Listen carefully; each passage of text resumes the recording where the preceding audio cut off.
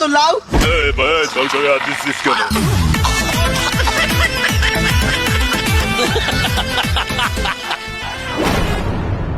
ভাই আমার বাইগুন কত রিয়া বাইগুন কত মানি টাহার ওজনে বাইগুন ওজন দিমু যেই ওজন হইবে টাহারও সেই ওজন হইলে কিনা বেচা ক্লিয়ার।